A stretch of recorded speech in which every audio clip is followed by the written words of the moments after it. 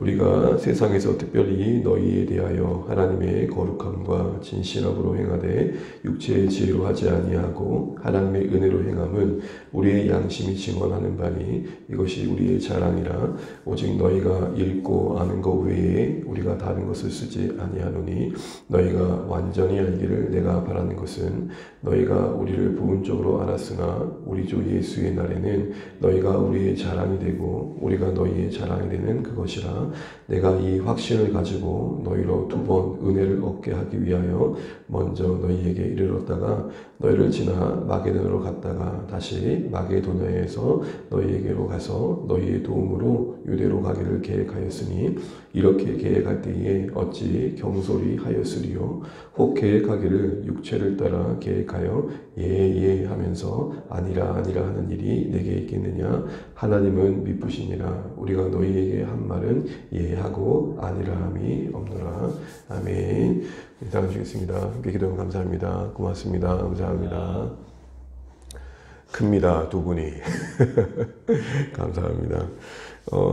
오늘 이제 본격적으로 바울이 자신이 이 편지를 쓸 수 있어야 되는 그런 상황들의 구체적인 상황들을 이제 이야기합니다. 가장 컸던 것은 오해였죠. 그 오해의 계기 속에는 바로 거짓 사도들의 어떻게 보면 호도와 왜곡과 어떻게 보면 고린도 교회 성도들을 향한 바울과의 관계를 멀어지게 하는 그런 분탄질이 있었던 겁니다. 그런 상황에서 바울은 차분히 그들이 오해하는 것부터 풀어야 했었고, 아마 오늘 순서상 이 어떤 바울의 방문 일정과 관련된 이야기가 나온 걸 보면 그걸 가지고도 바울이 큰 오해를 겪었던 것 같습니다. 소위 우리가 비난을 위한 비방, 비난을 위한 비난이란 말을 종종 듣지 않습니까? 그 이유와 어떤 내용은 따지지 않고 그냥 어떤 문장 하나, 어떤 상황 하나만을 가지고 악의적으로 편집하고 호도해가지고 목적한 바를 이루는 정치적인 행위를 우리는 종종 보게 됩니다. 만일 우리가 그 비난을 위한 비난의 대상이 되어졌다고 했을 때 어떤 마음이 들 것 같습니까?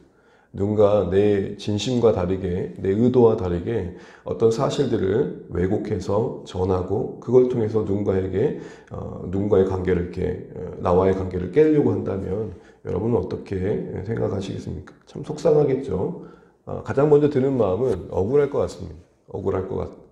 그리고 이걸 어떻게 하나라는 답답함이 들 거고 또 가만히 생각해 보면 화도 날 것 같습니다. 왜 그런 거 아닙니까? 내가 얼마나 진실하게 그들에게 섬겼는데 자신이 했던 모든 일이 부정당하는 느낌이라는 것은 사실 참 감당하기 어렵죠. 근데 바울이 그런 지금 처지에 있었던 겁니다. 오늘 쭉 읽어보면 알겠지만 그 내용은 아마도 방문 일정과 관련된 것 같습니다. 우리가 수요일 기도회 때 나눴던 것처럼 바울은 원래 처음 계획된 세운 것이 우리가 보는 15절부터 16절처럼 지금 현재 에베소에서 고린도 쪽을 지나가지고 고린도에서 마게도냐를 가서 마게도냐에서 다시 고린도를 들려서 바로 거기서 예루살렘을 가는 계획을 세웠었습니다.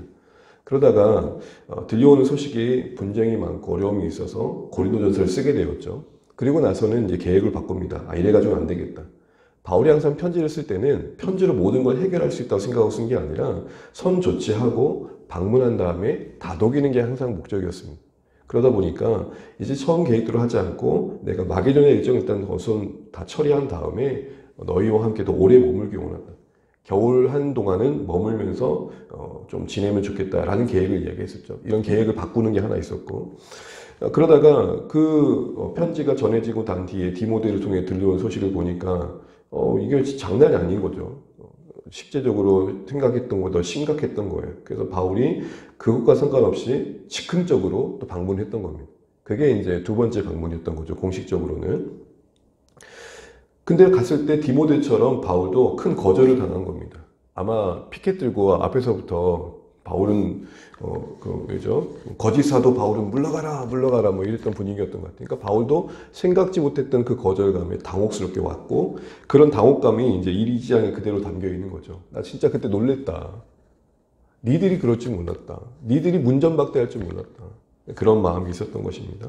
그런데 그런 상황인데 어떻게 다시 가겠어요? 여러분, 저희가 어디 갔는데 문전박대 당했어요. 어떻게 바로 가겠어요? 그 상황이 추스려지고 수습될 때까지는 사실은 보편적으로는 기다리잖아요. 아니, 다시 갈 수도 있었을 것 같아요. 아니, 내 이것들 가만히 안 놔둬. 문 열어, 문 따! 해가지고 통제하고 정리하고 싶었을 거예요. 근데 우리가 다음에 보면겠지만 바울은 그러고 싶지 않았던 거예요. 그럴 수 있는 권한도 있었고 실력도 있었지만 그러고 싶지 않았던 거예요. 하나님의 뜻 안에서 이 모든 억울함과 오해가 잘 풀려서 교회도 살고 자신도 살기를 원했던 것이죠. 우리 가끔 문제를 푼다시고 문제의 해결이 목적이 되다 보면 관계도 깨지고 사역도 무너질 때가 있거든요. 그러니까 바울은 어쨌든 하나님의 뜻 안에서 풀고 원했던 것이죠. 그런 상황 속에서 가만히 있으니까 가만히 있으면 말을 안 한다고 숙명인 줄 아는지 옆에서 이제 거짓 사도들이 분타질 하는 거예요. 봐라 저 바울을 다시 올 듯 하더니 말만 저렇게 그럴듯하고 다시 방문하지 않는다. 그래서 뭘로 만들었냐면 아주 속물로 만들어 놓은 거예요. 속물. 아, 참 이게 과거가 아니고 오늘도 우리 주변에서 볼 수 있는 얘기잖아요. 내가 말을 안 한다고 내 속 얘기를 안 한다고 바보처럼 여길 때가 얼마나 많아요. 사람들이. 그런 상황 속에서 바울은 자신의 어떻게 보면 상황을 자세히하게 풀어가고 있고 솔직히 왜 그렇게 서둘러 방문하지 않는지에 대한 이야기를 합니다. 왜 계획을 바꿨는지와 더불어서 왜 그렇게 다시 곧장 방문하지 않았는지를 이야기할 수밖에 없는. 왜요? 그게 별건 아니었지만 별게 아닌 게 특별한 게 돼버렸거든요. 이런 상황을 염두하고 바울은 자신의 이야기를 꺼낼 때 우리는 그 고백 속에서 참 바울이 어떤 마음으로 사역했는지를 보게 되고 결국 우리 자신이 어떤 자세로 하나님을 섬겨야 되는지를 또 배우게 됩니다. 우리 12절 말씀 한번 먼저 읽어보도록 하겠습니다. 12절입니다. 시작. 우리가 세상에서 특별히 너희에 대하여 하나님의 거룩함과 진실함으로 행하되 육체의 지혜로 하지 아니하고 하나님의 은혜로 행함은 우리 양심이 증언하는 바니 이것이 우리의 자랑이라. 아멘. 바울은 먼저 자신의 양심에 부끄럽지 않았음을 말합니다. 언제나 하나님 앞에서나 사람 앞에서 부끄럽지 않으려고 했었던 것이죠. 여러분 우리의 삶과 사역이 그래야 될 것 같습니다. 억울함을 당할 수 있고 왜곡당할 수 있지만 적어도 우리 마음 안에는 정말 하나님 앞에 순전한 마음과 또 사람을 대할 때 진실함이 필요합니다. 그래서 그 부끄럽지 않은 마음의 내용이 뭡니까? 두 가지가 나오죠. 12절 상반절에 두 가지가 뭡니까? 하나는 거룩함이요, 하나는 진실함입니다. 거룩하라는 말은 무슨 말일까요? 항상 바울은 사역할 때 그 마음 자체가 하나님께 구별된 마음으로 드려졌다는 것입니다. 무슨 말일까요? 늘 하나님을 생각했다는 겁니다. 그래서 여러분 변론하는 중에도 그는 그의 모든 사역을 계획할 때 그리고 뭔가를 추진할 때 항상 하나님을 묵상했던 것을 우리가 그 흔적을 보게 됩니다. 우리 18절 볼까요? 18절 시작. 하나님은 미쁘시니라. 우리에게 너에게 한 말도 이해하고 아니라함이 없노라. 이해하고 아니라함이 없다는 말은 무슨 말이죠? 아니라는 마음을 품고서 이해한 적이 없다는 거예요. 속으로는 짜장면 먹고 싶은데 어쩔 수 없이 짬뽕 했던 적은 한 번도 없다는 거예요. 왜요? 하나님은 미쁘시기 때문에. 미쁘심이 뭡니까? 하나님은 늘 신실하셨다는 겁니다. 진실하셨다는 겁니다. 그 하나님의 성품을 늘 묵상하고 있던 바울이었기 때문에 그 거룩함으로 고별된 마음이 사역에도 고스란히 녹아져 있는 것이죠. 사랑하는 주안의 가족 여러분, 우리의 사역과 섬김에는 하나님의 성품이 담기기를 축복합니다. 우리가 일을 하는 게 중요한 게 아니라 그 일이 하나님의 성품을 따라하는 일이 되어야 할 것입니다. 바로 그것이 거룩함이라는 고백으로 나온 것이죠. 이는 다양스럽게 진실함으로 이루어졌던 것입니다. 이때 진실함은 뭡니까? 안과 밖이 같은 겁니다. 성경이 말하는 진실은 거짓말하지 않는 자들의 경험이 이야기가 아니라 내 안에 품은 뜻이 내 밖으로 드러나는 그 어떤 격차가 최소화되는 게 진실함인 것이죠. 그러니까 하나님의 미쁘심을 묵상했던 그 거룩한 구별된 마음이 밖으로도 고스란히 드러나는 진실함으로 당신은 사역하려고 애썼다는 것입니다. 그런 상황에서 억울함을 당했으니 얼마나 힘들었겠습니까? 그런데 여러분 우리 한 가지 알아야 됩니다. 진실하게 우리가 섬겨도 오해를 받을 수 있는 일이 반드시 생긴다는 것입니다. 왜요? 항상 인간의 이해는 부분적이기 때문에 그렇습니다. 우리 13절, 14절 같이 한번 읽어보겠습니다. 시작. 오직 너희가 읽고 아는 것 외에 우리가 다른 것을 쓰지 아니하노니 너희가 완전히 알기를 내가 바라는 것은 너희가 우리를 부분적으로 알았으나 우리 주 예수의 날에는 너희가 우리의 자랑이 되고 우리가 너희의 자랑이 되는 그것이라. 아멘. 오직 너희가 읽고 아는 것 외에 무슨 말이죠? 내가 편지를 써서 너희들에게 나눈 것 외에 나는 다른 생각을 품지 않았다. 그러니까 드러낸 것 외에 다른 생각을 품고 너희들에게 이야기한 적이 없다. 이렇게 얘기를 하는 거죠. 너희가 아는 게 전부고 그리고 내가 너희에게 알려준 그 외에 다른 것은 없었다. 이렇게 얘기하는 겁니다. 그러니까 오해할 일이 없어야 된다는 것이죠. 그런데도 어떤 일이 생겼습니까? 완전히 알기를 기대해야 될 상황이 생겼습니다. 완전히 안다는 것은 오해 하나 없이 충분히 바울이 생각하는 것과 같은 생각을 하게 되는 것이죠. 바울은 교회를 지극히 사랑했습니다. 바울은 어떻게든 교회를 세우기 위한 계획의 변경이었습니다. 그런 바울의 시점으로 고린도 교회도 그 바울의 선택을 이해해주면 좋을 텐데 그렇지 않았다는 것이죠. 왜요? 14절에 이렇게 말합니다. 너희가 우리를 어떻게 하나? 부분적으로 하나. 여러분 적어도 바울은 사역의 현장에서 인간의 연약함을 잘 이해하고 있었다는 사실을 우리는 주목해야 합니다. 그래서 여러분 힘들지만 그래서 나올 수 있는 말이지만 아니 사람이 어떻게 그럴 수 있어 라고 말하시면 안 됩니다. 물론 말할 수 있는데 사람은 그럴 수 있습니다. 그게 우리가 되지 않길 바라는 마음이죠. 그러니까 바울은 적어도 그런 무너짐은 없었던 것 같아요. 억울했지만 인간이니까 힘들었겠지만 어휴 어떻게 그럴 수 있어? 거기에 발목 잡히지는 않았다고요. 적어도 그게 상심이 돼가지고 거기에 무너져가지고 내 이거 화병 나진 않았다. 왜요?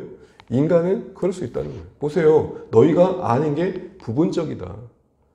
여러분 우리도 어떤 상황을 현상을 해석할 때 다 아는 지식이 다 알다고 말할 수 없지 않습니까? 그러니까 바울도 고린도 교회 성도들이 비록 거짓 선생들에 의해서 선동당해서 자신을 다시 오해하게 된 게 사실이지만 그 선동이 통할 수밖에 없는 그 지식의 한계, 이해의 한계, 인간으로서 가질 수 있는 그 연약함을 이해하고 있다. 저는 바울이 이런 모습을 보면서 목회 현장에서 우리의 섬김의 현장에서 또 여러분이 각각 감당한 사역에서 인간적인 감정이 일어나지 않을 수는 없지만 그 인간적인 감정에 발목은 잡히지 않기를 바랍니다. 정말 쉽지 않죠. 근데 바울은 어떻게 풀었습니까? 바울은 이 상황, 인간적인 그 연약함을 이해한 상황을 그래서 생긴 어려움을 어디까지로 연장시켜서 지금 기다리고 있습니까? 바로 하나님 앞에서 서게 될 날, 주 예수의 날에 이 모든 게 풀릴 것을 신뢰하고 있습니다. 우리가 이 땅에서 진실 규명을 말하잖아요. 모든 건 진실이 드러나야죠. 그런데 묻혀있는 진실이 한두 개인가요? 긴 역사가 지나서야 그때서야 진실이 드러날 때도 얼마나 많습니까? 바울은 이런 인간사의 연약함과 악함을 알고 그것에 불목 잡혀서 이렇게 하진 않았다는 거예요. 이럴 거면 난 안 해. 죄송해요. 새벽부터 이런 표현 써서 내가 더러워서 안 한다. 내가 더러워서. 그러진 않았다고요. 왜요? 예수님께서도 그 가라지 뽑는다고 알고까지 뽑히면 안 된다. 이게 우리에게 어떻게 적용될까요? 분노할 수밖에 없는 상황이지만 그래도 그 중에 살려야 될 게 있고 붙들어야 할 영혼이 있고 섬겨야 할 일들이 있다. 지낼 때까지 질퍽거리는 현장이긴 하지만 선한 곳이라고는 찾아볼 수 없는 인간의 그 악함과 계략이 가득한 곳이긴 하지만 그래도 네가 그곳에서 붙들어야 할 영혼이 있고 섬겨야 할 영혼이 있고 세워져야 할 사람이 있다. 다 말씀드릴 수는 없어도 사역 현장을 지나면서 그래도 섬기는 사람으로서 제가 그 위치에서 감당하면서 저의 모든 진실이 다 이해된 건 아니거든요. 그렇다면 지난날 모든 사역 현장을 다 부정하느냐? 그건 아니라는 것이죠.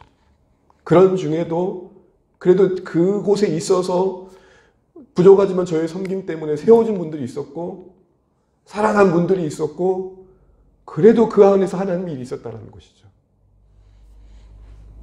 바울은 그 부분적인 이해 속에 생긴 그 안타까운 현실을 어디까지 끌고 가냐면 주 예수의 날에 그것이 온전히 이해될 날까지를 바라보고 있습니다. 무슨 말이에요? 당장 자기가 이 오해를 다 풀 수 없음을 인정하는 거예요.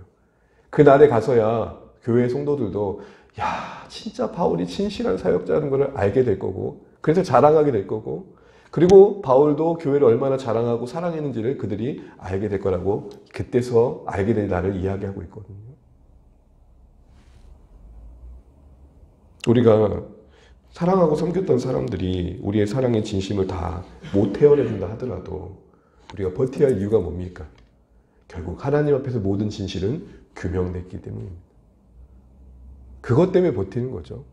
오늘 바울이 이런 오해의 숱한 상황에서도 중심을 지켰던 이유가 뭐죠? 바로 그것 때문에. 그래서 여러분 이렇게 이어집니다. 15절을 보십시오. 내가 이 확신을 가지고.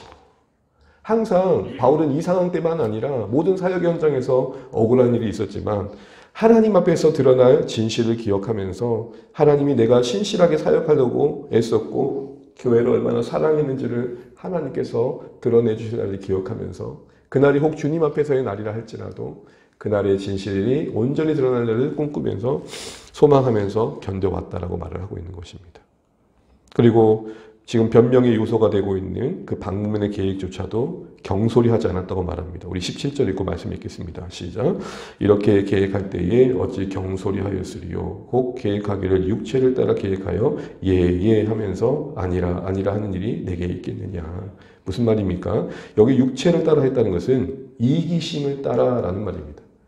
내가 내 목적을 위해서 바꾼 게 아니라는 겁니다. 했다가 처음에는 그렇게 했다가 내 이기심을 따라서 뒤집었다, 엎었다. 나 그런 사람 아니라는 겁니다. 항상 하나님 앞에 사역을 계획할 때에 경솔하지 않았다는 것이죠. 여러분 사역의 현장에 또 우리 인생의 계획이 늘 계획대로 되지 않을 때가 있습니다. 계획은 세우지만 계획대로 되지 않습니다. 그러나 그럼 계획이 필요 없다는 겁니까? 아니죠. 모든 순간순간마다 우리는 진실하게 하나님을 의지하면서 신중하게 계획을 선택해야 됩니다. 그러나 적어도 오늘 바울이 이런 고백을 하는 걸 보게 되면 사역의 현장이, 섬김의 현장이 뜻대로는 되지 않을 수 있는 일들이 늘 있을 수 있음도 열어놔야 되는 것입니다. 어차피 계획대로 안 될 거 뭐 그렇게 신중하게 고민하여 라고 생각하면 안 된다는 것이죠. 항상 모든 일에 앞서서 하나님의 은혜를 구하는 마음으로 해야 됩니다. 그러다가도 그렇게 되지 않은 현실은 있을 수 있다는 것도 열어둘 수 있어야 됩니다. 항상 뭔가 이렇게 완벽하게 모든 일이 계획대로 되기만을 바라는 사람들에게는 이런 현실이 당황스러운 거죠. 왜요? 뭐가 당황스러울까요? 그렇게 해서 자신이 경솔한 사람처럼 비춰진 것을 두려워하는 거예요. 나 그런 사람 아닌데 그렇게 비춰진 걸 두려워하는 것이죠. 바울은 이렇게 얘기합니다. 우리가 경솔하게 하지 않고 진짜 진실하게 계획을 세워도 얼마든지 항상 상황은 바뀔 수 있는 일들이 있을 수 있다는 것이죠. 그래서 바울은 그렇게 얘기하는 겁니다. 내가 경솔하기 때문에 이렇게 바꾼 건 아니다 라는 것도 이야기할 수 있겠지만 항상 사역의 현장이라는 것이 신중하지만 어떤 변수를 만날지 모르는 상황도 알아야 된다라고 말하는 것입니다. 여러분 그걸 이해해 주는 게 참 중요합니다. 목원들이 목자 목령님께 아니 목사님 그때 그렇게 말해놓고 어째 이렇게 얘기하세요 라고 하면은 안 된다는 거죠. 목원들도 아 맞아 우리가 기도하면서 계획을 세웠다 하더라도 우리가 예측할 수 없는 상황들은 늘 열릴 수 있어. 이런 이해가 우리를 더 품어주고 오해를 덜 하게 만들겠죠. 말씀에 뵙겠습니다. 비난을 위한 비난의 대상이 된 바울은 얼마나 힘들었을까요? 속물로 대우받고 있는 그 비난의 현장이 얼마나 버거웠을까요? 도망치고 싶었을 텐데 다시 편지로 그들과 마주하며 화해를 만들어 갑니다. 그러면서 그 자신이 그렇게 다시 곧장 방문하지 않았던 이유와 함께 처음 계획 세웠던 것도 실제로는 경솔하게 세웠던 것이 아님을 이야기하면서 사실을 통해서 오해를 풀어가려고 합니다. 그럼에도 불구하고 인간의 부분적인 이해가 만들 수밖에 없는 안타까움도 받아들입니다. 그리고 그 억울함의 모든 것들이 진실이 규명될 날을 주님 앞으로 멀리 두고 있습니다. 당장에 모든 게 풀릴 거라 생각하면 우리도 힘듭니다. 그러나 하나님이 풀어주시겠지.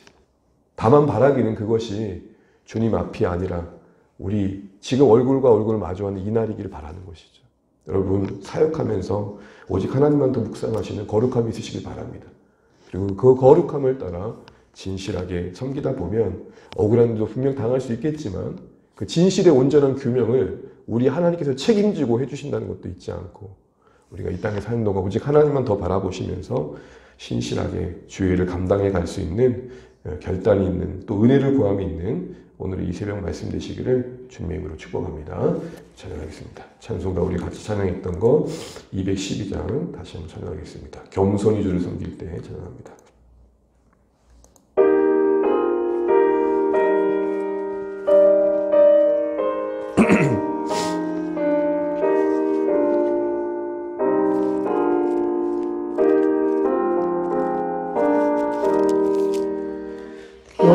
겸손히 주를 섬길 때 괴로운 일이 많으나 구주여 내게 힘주사 잘 감당하게 하소서. 인자한 말을 가지고 사람을 감화시키며 갈 길을 잃은 무리를 잘 인도하게 하소서.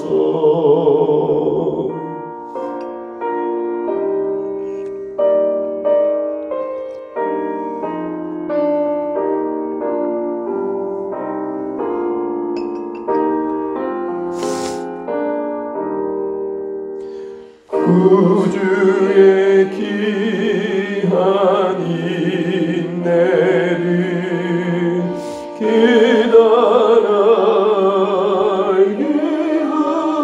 하시고 굳건한 믿음 주셔서 늘 승리하게 하소서. 장래의 영광 비추사 소망이 되게 하시며 구주와 함께 살면서 참 평강 얻게 하소서.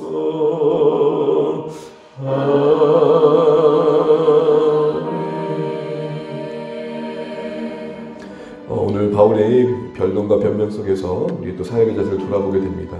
거룩함과 진실함이 우리의 모습이길 원합니다. 늘 하나님을 묵상하고 그 하나님의 묵상함이 우리의 섬김에 고스란히 담기는 모습 되어지면 좋겠습니다. 그럼에도 불구하고 우리가 그렇게 했음에도 우리가 당할 수 있는, 처할 수 있는 여러 오해와 또 때로는 풀어나가야 될 그런 상황들을 마주할 수 있다는 사실들을 우리가 보게 됩니다. 왜냐하면 우리가 연약하기 때문이죠. 우리가 인간의 연약함을 깊이 이해하면서 더불어 그러기에도 하나님을 바라봐야겠다는 결심과 결단이 있기 원합니다. 그런 가운데 주님 앞에서 모든 진실이 규명되어지고 우리가 하나님 앞에 섬겼던 진실이 얼마나 하나님 앞에서 온전히 인정받을 날이 있다는 사실들을 다시 한번 기억하면서 우리가 신실하게 섬겨가게 됐다면 좋겠습니다.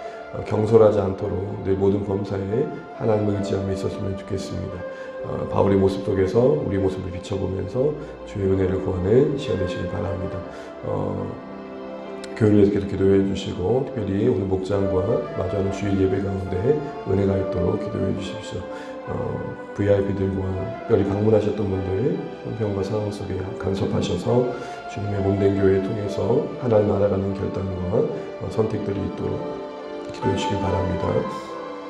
우리 특별히 성도님들의 삶에 은혜가 있도록 기도해 주시되 또 연약함 가운데 회복을 기대하면서 치료받고 계시는 성도님들도 위해서 기도해 주시면 감사하겠습니다.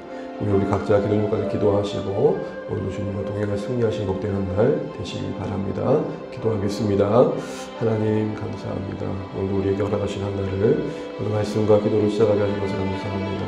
오늘 바울이 처한 형편과 상황 속에서 그가 그 자신의 억울함을 풀기 위해 기도하고 하나님 앞에서 주셨던 마음을 담아 편지를 써갑니다.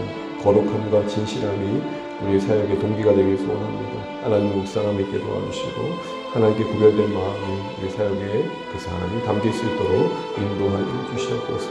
믿으신 하나님을 묵상하며 그 신실함을 담아내려고 했던 바울처럼 우리도 주님 앞에 그런 모습이 있길 소원합니다.